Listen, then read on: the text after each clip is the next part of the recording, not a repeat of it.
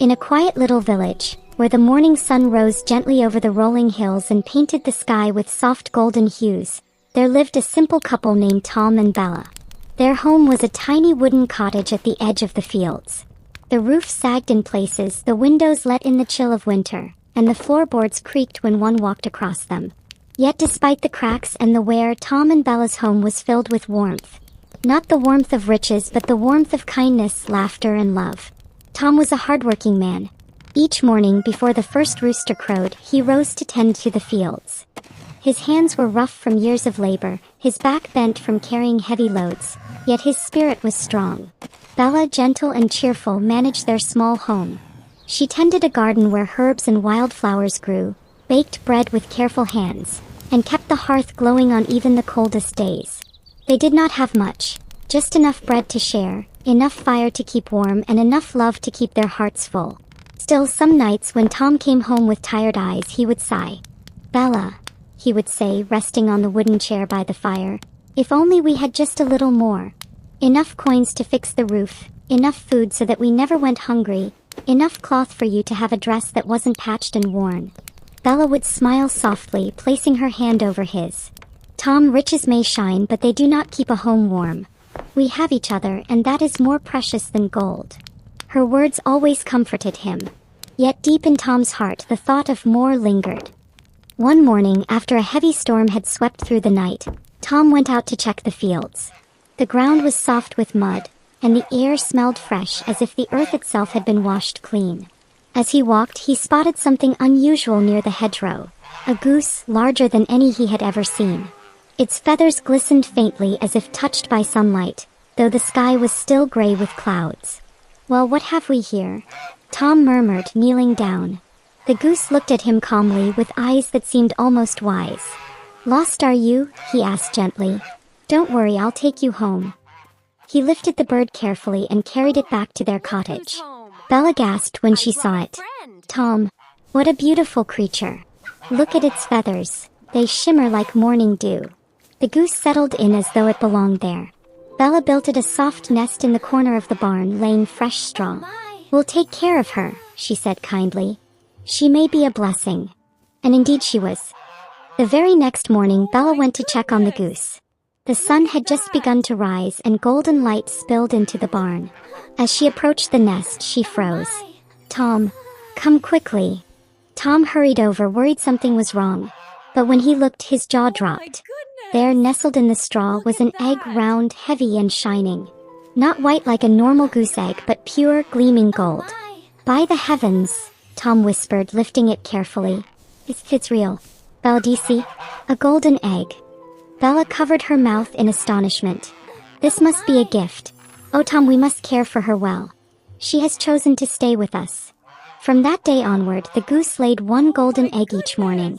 At first, Tom and Bella could hardly believe their fortune. They sold the eggs in the marketplace, where merchants and townsfolk stared in wonder. Soon, they had enough coins to buy fresh food, to mend the roof, and even to replace Bella's patched dress with one of fine fabric. Time passed and life grew easier. Tom no longer worried about empty cupboards or broken tools. Bella could cook warm meals without fear of running out of flour or oil. They even bought small gifts for the children in the village, who loved to visit and hear Bella's gentle stories by the fire. The people of the village whispered about them. "Tom and Bella must be blessed," they said. "Did you see their goose? It's magical." Tom would smile proudly, though he tried not to boast. Bella, however, always reminded him, "Tom, let us not forget to be grateful. This gift is not ours by right. We must cherish it and care for the goose." For a while Tom agreed.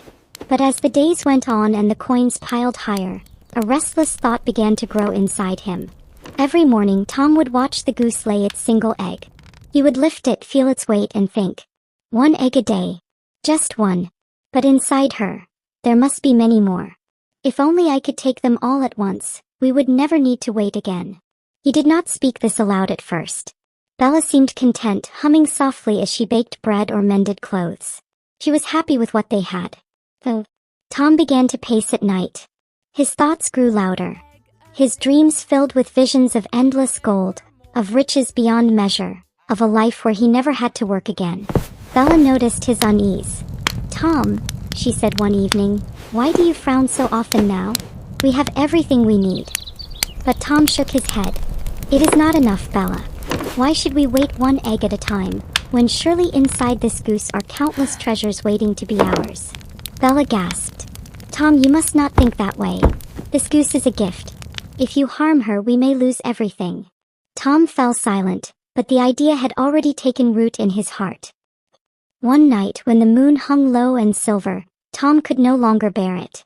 While Bella slept, he crept into the barn. The goose rested peacefully in her nest, trusting and calm. Tom held a knife in his hand, his heart racing. Forgive me, he whispered, but I must know. With trembling hands he raised the blade. The next morning Bella awoke to a terrible silence. She rushed to the barn and found Tom kneeling over the lifeless goose. The nest was empty. There were no golden eggs. Only straw, only silence, only loss. Bella fell to her knees, tears streaming down her face. Tom, what have you done? Tom dropped the knife, his hands shaking. I thought we could have it all. But I have destroyed the very gift we were given. From that day forward, Tom and Bella returned to their simple life. The riches were gone. The villagers whispered again, this time with pity. Their cottage once more grew shabby, their meals became plain and their days filled with labor. But they had learned a hard truth. One evening as they sat by the fire, Bella spoke softly. Tom, if only we had been content. We had everything we needed. Tom nodded, his eyes heavy with regret. Greed blinded me, Bella. I wanted more, and in chasing it I lost what mattered most.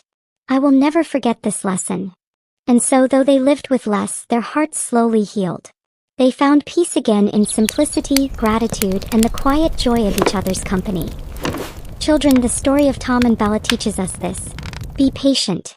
Be grateful. And never let greed take away the blessings you already have. For true riches are not in gold or silver, but in love, kindness, and a heart that is content.